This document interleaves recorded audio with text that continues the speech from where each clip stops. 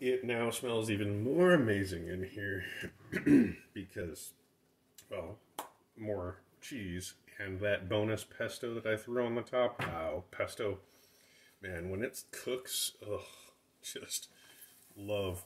So what we have here is, again, brown, because obviously it's been sitting here in the air fryer. I did it on 300 degrees Fahrenheit.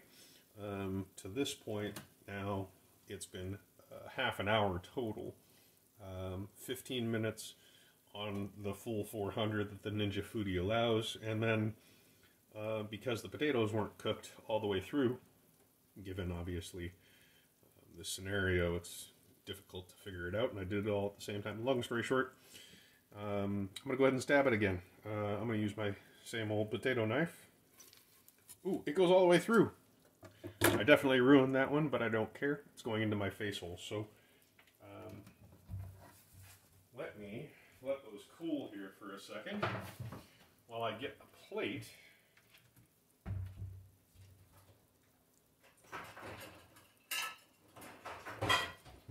Out of the dishwasher, because that's where my plates are currently. And I'd like a tong. Unfortunately, I apparently do not have a clean one, so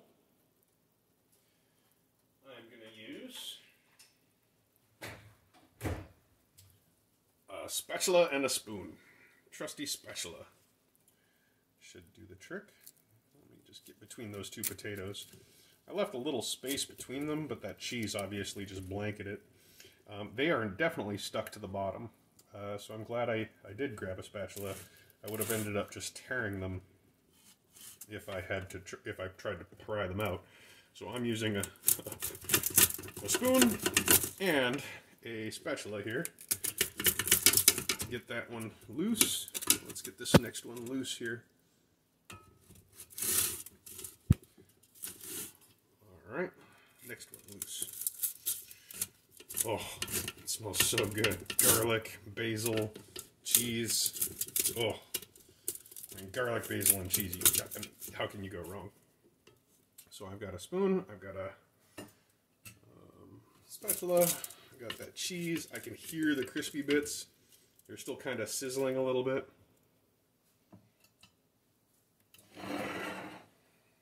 I have now transferred them to a plate.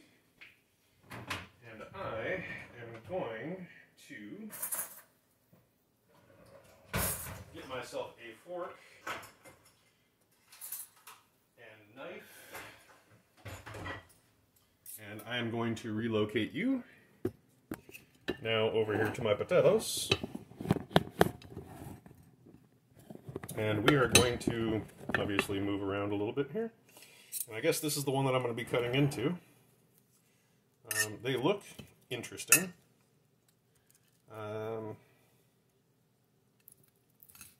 But was the juice worth the squeeze? Well, it's easy to cut them because they're already cut. Looking at the potato, at least on the end, there's still some solidness, solid bit in the middle there in the core. I don't think it's, I think pre-cooking the potatoes, after you like slice the potato, throw it in there, give it a good, whir on 15 minutes, and then stuff it, and then put it back in again. Probably going to be the better idea. Cook the potato first, at least halfway, then put all the stuff inside. But basically, I've got a lot of different flavors in this one little end cap. And I haven't really gotten to the pesto part. For demonstration purposes, I'm just going to cut this guy right down the middle.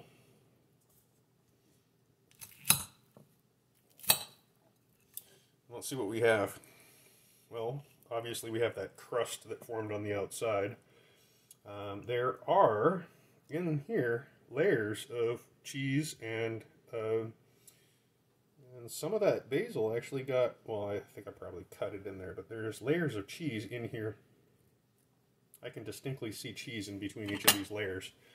As far as cooked doneness, it does look okay. Definitely has some solidness to it, but I want to put this in my mouth. Hot. Really, really hot. Really good. Really hot. Ow, hot. Really, really, really, yeah. Nothing